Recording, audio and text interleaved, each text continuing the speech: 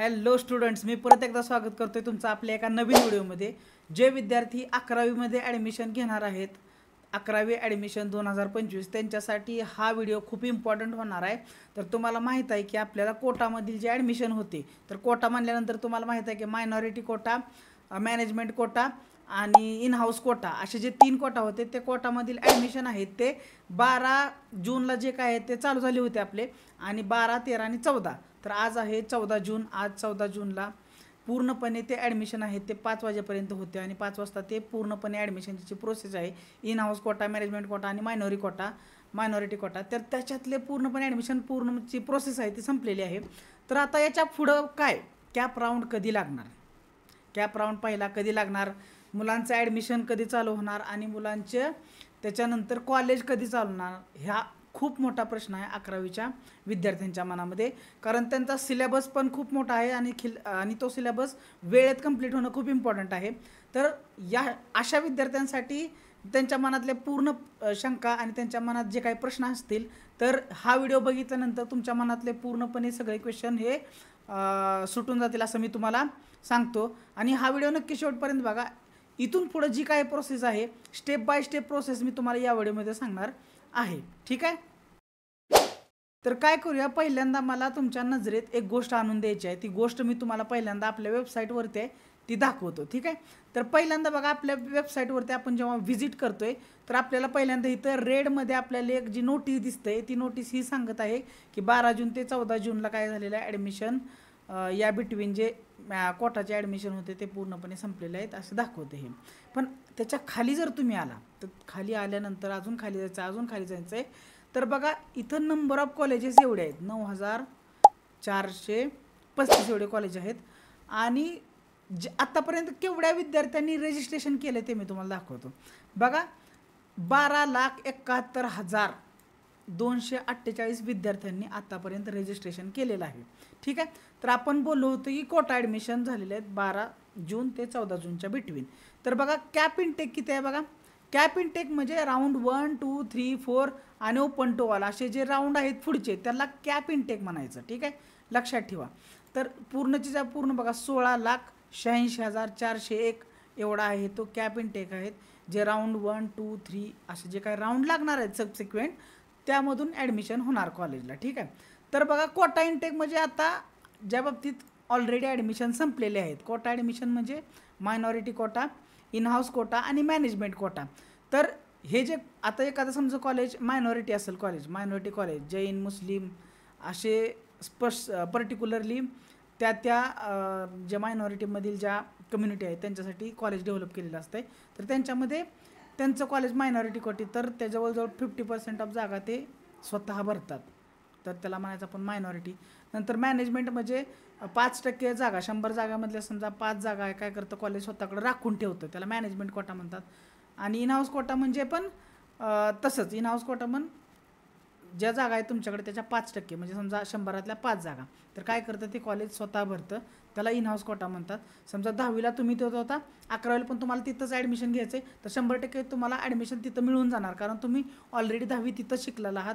त्यामुळे तुम्हाला जर तसं ॲडमिशन घ्यायचं असेल तर तुम्ही डायरेक्ट इन हाऊसमधून तुम्ही ॲडमिशन टाकू शकता आणि तुम्हाला ते 100% ॲडमिशन मिळून जातं. तर हे झाले 3 कोटा. तर जवळजवळ 4,36,639 एवढ्या सीट्स अवेलेबल होत्या आपल्याकडं. त्याच्यातल्या बघा, आत्तापर्यंत फक्त 60,487 एवढ्या विद्यार्थ्यांनी काय केलेलं आहे, फक्त एवढ्या विद्यार्थ्यांनी कोटामधून ॲडमिशन घेतलेले आहेत. राहिलेल्या 3,76,152 एवढ्या ज्या जागा आहेत, त्या पूर्णच्या पूर्ण सीट्स परत काय होणार आहेत बघा. ह्या सगळ्या सीट्स परत आता काय करणार आहे, जे कॉलेजकडं सीट्स भरलेल्या नाहीत ते सगळे कॉलेजेस आहेत, ते कॉलेजेस या सगळ्या सीट्स सरेंडर करणार आता कॅप इनटेकमध्ये. म्हणजे या सगळ्या सीट्स ज्या आहेत 3,76,152 त्या सीट्स परत कॅप इनटेकमध्ये ॲड होणार. आणि बरोबर त्याच्यामधून तुम्हाला आता बघा, इथं टोटल इनटेक आहे जवळजवळ ऑल ओव्हर द महाराष्ट्र 21,23,040 एवढ्या सीट्स आहेत, ज्या टोटल इनटेक अजून राहिलेला आहे. आणि टोटल ॲडमिटेड फक्त कोटामधून ॲडमिशन आत्तापर्यंत झालेलं आहे तर 60,487. ठीक आहे, तर टोटल वॅकन्सी जी आहे ती बघा 20,62,553 एवढ्या वॅकंट सीट अजून अवेलेबल आहेत. ॲडिशन कुठल्या ह्या ज्या 3,76,000 आहेत 76,152 ह्यांचं ॲड करूनच एवढ्या जागा शिल्लक राहिलेल्या आहेत असं तुम्ही याची नोंद घ्या. आणि लक्षात ठेवा की आता सगळ्यांना ॲडमिशन मिळणार आहे, कारण बघा 12,71,000 लोकांनी फक्त रजिस्टर केलेलं आहे आणि सीट्स किती अवेलेबल आहेत बघा 20 लाख, म्हणजे जवळजवळ 8 लाखाचा डिफरन्स तुम्हाला बघायला मिळतोय. तर हे तुम्हाला मला लक्षात आणून द्यायचं होतं. तर आता मी मगाशी बोललो तसं की विद्यार्थ्यांचं कोटामधील ॲडमिशन्स संपले. तर आता पुढं काय, पुढं कुठला राऊंड असणार, कशी प्रोसिजर असणार याचं डिटेलमध्ये मी तुम्हाला या व्हिडिओमध्ये पूर्णपणे दाखवणार आहे की स्टेप बाय स्टेप प्रोसेस इथून पुढं काय असेल त्याचं मी तुम्हाला इथं दाखवतो. तेच मी तुम्हाला डिस्कस करण्यासाठी तुमच्यासाठी एक PDF आपली जी ॲडमिशन शेड्यूलची आहे ती ॲडमिशनची शेड्यूल PDF डाउनलोड केली आहे. आणि जर कुणाला विद्यार्थ्यांना समजत नसेल ह्यामध्ये काय लिहिलेलं आहे तर मी तुम्हाला ते सांगतो. तर बघा एकदम सोपी गोष्ट आहे. तर 12 जून 2025 ते 14 जून 2025 इथंपर्यंत बघा 0 राऊंड म्हणजे कोटा ॲडमिशन होते ते पूर्णपणे कंप्लीट झालेले आहेत. त्यामुळं त्याच्या बाबतीत टेन्शन घ्यायची गरज नाही. तुम्ही डायरेक्ट 17 जूनला बघा एक दिसते डेट इथं. 17 जूनला काय आहे बघा कॅप राऊंड 1. पण लक्षात ठेवा 17 जूनला राऊंड पहिला नाही आहे. नीट वाचा तिथं काय लिहिलेलं आहे. तर तिथलं आहे preparation of merit list of eligible candidates and allocation, म्हणजे audit of allocation by the divisional CAP committees. ज्या डिव्हिजनल कॅप कमिटीज असतात त्या बसणार किती ॲडमिशन झाल्यात किती ॲडमिशन राहिल्यात आणि जे आता राहिलेले स्टुडंट आहेत आणि ज्यांनी अप्लाय केलेलं आहे कॅप प्रोसेसमधून, तर त्या विद्यार्थ्यांना कॉलेज काय केलं जाईल, कॉलेज हे अलॉट केलं जाणार. तर कुठंपर्यंत बघा 17 जूनला ही प्रोसेस चालू होणार. म्हणजे कॅप कमिटीज आहेत त्या मीटिंग घेणार, ठरवणार आणि विद्यार्थ्यांना एक विद्यार्थ्याला ते कॉलेज अलॉट करणार, अशी प्रोसेस चालू होणार.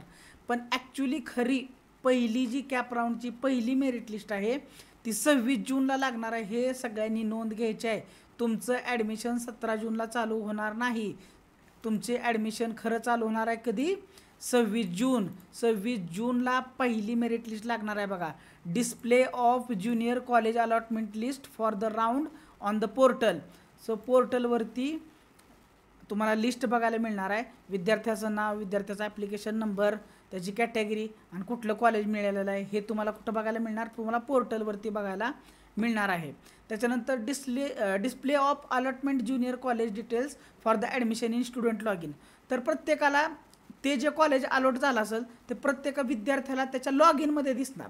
तुम्हाला 2 गोष्टी समजल्या, म्हणजे पोर्टलवरती पूर्ण ॲडमिशनची लिस्ट येणार, कुठलं कॉलेज मिळणार आहे आणि प्रत्येक विद्यार्थ्याला त्याच्या लॉग इनमध्ये पण समजणार की आपल्याला कुठलं ॲडमिशन किंवा ॲडमिशन करण्यासाठी आपल्याला कुठलं कॉलेज मिळालेलं आहे. ठीक आहे. त्याच्यानंतर display of allotted students list to the junior colleges, म्हणजे हे 26 जूनला होणार, लक्षात ठेवा. तर 26 जूनला ही सगळी प्रोसेस होणार. कॉलेजला पण समजणार की आपल्याकडं कुठल्या कुठल्या विद्यार्थ्यांची एक लिस्ट आलेली आहे आणि त्यांना आपल्याला ॲडमिशन द्यायचं आहे, ते कॉलेजला जाणार. तर display of cut off list for the admission round, म्हणजे या पर्टिक्युलर पहिल्या राऊंडसाठी कट ऑफ त्या कॉलेजचा कट ऑफ किती लागला आहे. समजा एक कॉलेज आहे, त्या कॉलेजचं काहीतरी XYZ नाव आहे आणि या कॉलेजसाठी पहिला राऊंड हा 76% क्लोज झालेला आहे. असं कट ऑफ तुम्हाला पोर्टलवरती बघायला मिळणार आहे. म्हणजे प्रत्येक कॉलेज वाईज तुम्हाला किंवा प्रत्येक रिजन वाईज किंवा पहिल्या राऊंडमध्ये किती 76%पर्यंत 80%पर्यंत विद्यार्थी जे पहिले आहेत तेवढं सगळ्यांना ॲडमिशन अलॉट केलेलं आहे असं तुम्हाला दिसणार आहे बघा. तर असं काय आहे, समजा 100 सीट्स असतील तर त्यातल्या पहिल्या 30-40 सीट्स आहेत त्या पहिल्या राऊंडमध्ये भरून जातील, दुसऱ्या राऊंडसाठी काही सीट्स, तिसऱ्या राऊंडसाठी, असं तुम्हाला ते एक डिस्ट्रीब्युशन बघायला मिळणार आहे.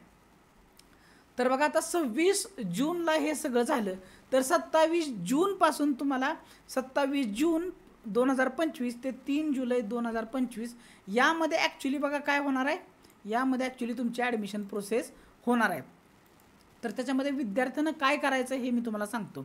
तर विद्यार्थ्यांना काय करायचं आहे, आपलं लॉग इन करायचं आहे आणि लॉग इन केल्यानंतर तिथं जे काही कॉलेज अलॉट झालं असेल, जर तुम्हाला त्या कॉलेजला ॲडमिशन घ्यायचं असेल तर तुम्ही तिथे एक ऑप्शन तुम्हाला दिसेल, तो ऑप्शन काय असणार आहे, प्रोसीड टू ॲडमिशन. जर तुम्हाला ॲडमिशन घ्यायचं असेल तर मग काय करायचं, तर प्रोसीड टू ॲडमिशन म्हणा. प्रोसीड टू ॲडमिशन म्हणल्यानंतर तुम्ही क्लिक केल्यानंतर तिथे एक तुम्हाला नवीन विंडो ओपन होणार आणि त्या नवीन विंडोमध्ये तुम्हाला काय दिसणार आहे, तर जर काही तुमचे डॉक्युमेंट्स अजून जमा करायचे राहिले असतील तर तुम्हाला काय करणार आहे, तुम्हाला ते डॉक्युमेंट्स तिथं अपलोड करायचे आहेत आणि अपलोड करून झाल्यानंतर तुम्हाला तो फॉर्म तुमची प्रिंटआउट घेऊन तुम्हाला त्याचे डॉक्युमेंटची झेरॉक्स कॉपीज लावून तुम्हाला तो फॉर्म सगळा घेऊन तुम्हाला कॉलेजला व्हिजिट करायचा आहे आणि तुम्हाला कॉलेजला व्हिजिट केल्यानंतर तिथं तुमचं डॉक्युमेंट व्हेरिफिकेशन होणार आणि तुमचं डॉक्युमेंट व्हेरिफिकेशन झाल्यानंतर मग तुम्हाला तिथं कॉलेजची फीज भरायची आहे आणि तुमचं ॲडमिशन काय करायचं आहे, तुम्हाला कन्फर्म करायचं आहे. This is the standard procedure. इथंपर्यंत तुम्हाला समजलं. आता if student doesn't want to take admission in the allotted college should be participate in the next round. म्हणजे ज्या विद्यार्थ्याला त्या कॉलेजला जे ॲडमिशन मिळालेलं कॉलेज, समजा आता एक विद्यार्थी आहे XYZ, त्याला कॉलेज पहिलं 1 नंबरचा प्रिफरन्स आहे, 2 नंबरचा प्रिफरन्स आहे, 30 नंबरचा आणि 4 नंबरचा. तर त्यानं पहिले कॉलेज टाकलं होतं ते त्याला मिळालं नाही, दुसरं कॉलेज असं त्याला मिळालं, तर त्या कॉलेजला त्याला ॲडमिशन घ्यायचं नाही आहे. समजा दुसरा 2 नंबरच्या कॉलेजला त्याला नाव लागलेलं आहे परंतु त्याला त्याचं ॲडमिशन नाही घ्यायचं, तर तो विद्यार्थी पुढच्या राऊंडमध्ये तो काय करू शकतो, पार्टिसिपेट करू शकतो. पण तत्पूर्वी त्याला काय करावं लागणार आहे, तुमच्या लॉग इनमध्ये जाऊन किंवा तुमच्या कॉलेजला जाऊन तुम्हाला ते ॲडमिशन तुम्हाला तिथं काय करणार, तुम्हाला नाकारायचं आहे. ते ॲडमिशन तुम्हाला नाकारायचं आहे, तर तुम्हाला काय करायचं आहे, ते ॲडमिशन तुम्हाला रिजेक्ट करायला लागणार आहे.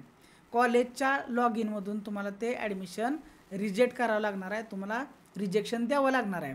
मग ॲडमिशन कन्फर्मेशन असेल तर जाऊन ॲडमिशन घ्या, रिजेक्ट करायचं असेल तर रिजेक्ट करा आणि रिजेक्ट जर झाला असेल तर तुम्हाला काय करता येईल, नवीन पुढच्या राऊंडमध्ये तुम्हाला नवीन प्रिफरन्सेस देऊन तुम्हाला ॲडमिशन घेता येणार आहे. ठीक आहे.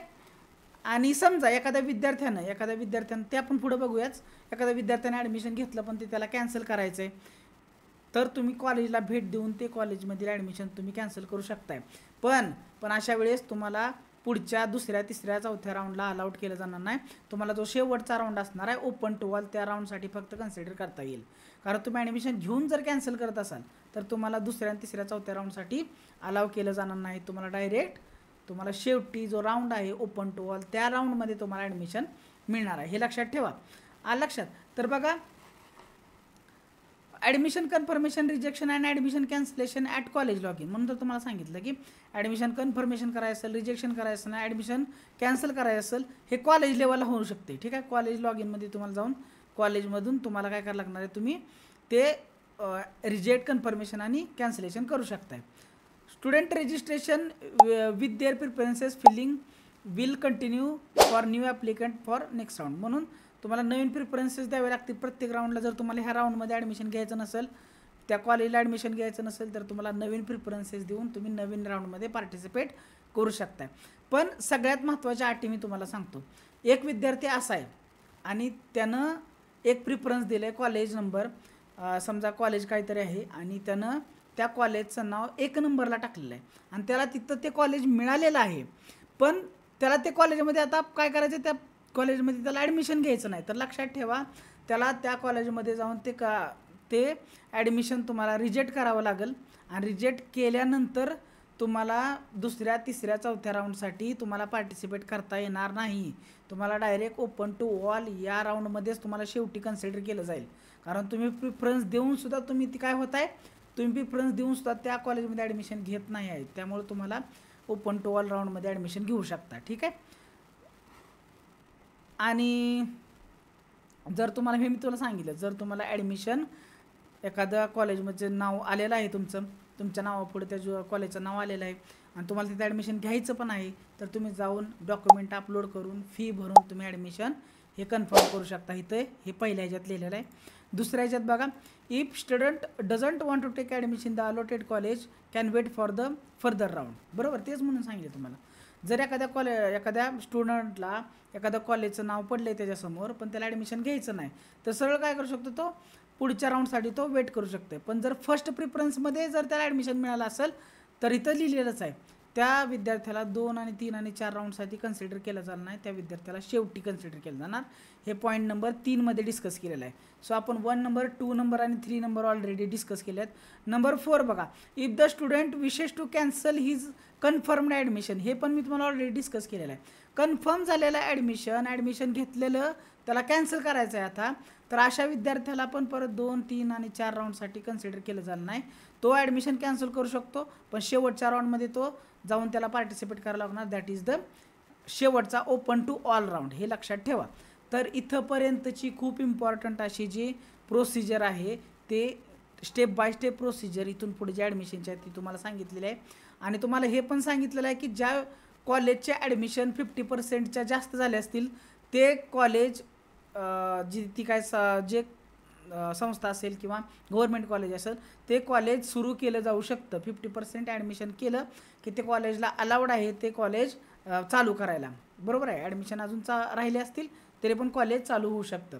त्यामुळे जुलैमध्ये तुमचे कॉलेज 100% चालू होतील हे मी तुम्हाला सांगतो.